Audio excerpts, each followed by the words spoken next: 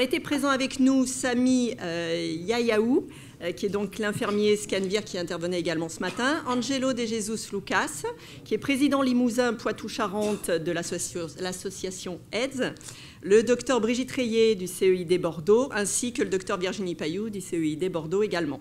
Donc il y a 4 questions qui ont été abordées. La première question concernait le patient et toute la place du patient et sa prise en charge globale. La deuxième concernait le temps, parce qu'effectivement, pour monter de tels projets, pour avoir une telle ambition d'éliminer la maladie en 2025, il faut beaucoup de temps et beaucoup de compréhension autour du patient.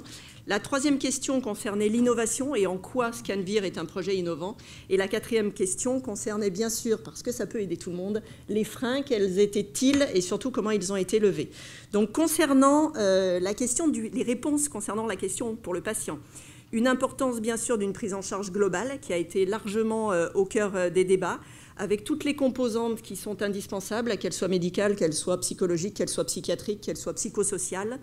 Nous avons entendu une très jolie phrase, nous voulons pour eux, et nous voulons cette prise en charge globale.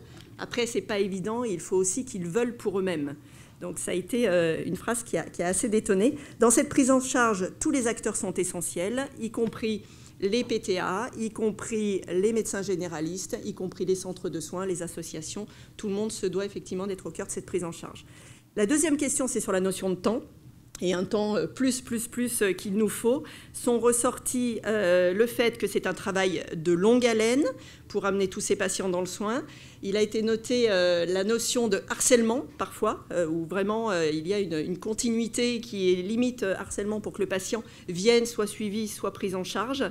Et puis des super retours, puisque un patient a même expliqué « Je me suis fait violence, c'est vrai que j'ai été harcelée, je me suis fait violence, je ne voulais pas y aller, je ne voulais pas être prise en charge. Eh bien, je ne regrette pas et je suis ravie, effectivement, d'être venue et maintenant d'être accompagnée. » Donc, on retiendra dans cette notion de temps la confiance indispensable, la préparation, l'accompagnement et la patience pour ces patients souvent fragilisés.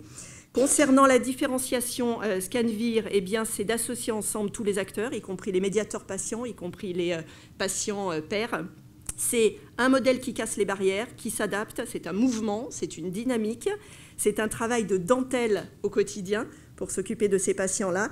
Et un tel engouement autour de ce projet Scanvir qu'il a été noté que sur certaines des journées de dépistage Scanvir, il y avait la queue pour que les patients se fassent dépister. Ce qui est sur ces populations pas toujours forcément évident. La préparation est également différenciante tant elle est chirurgicale.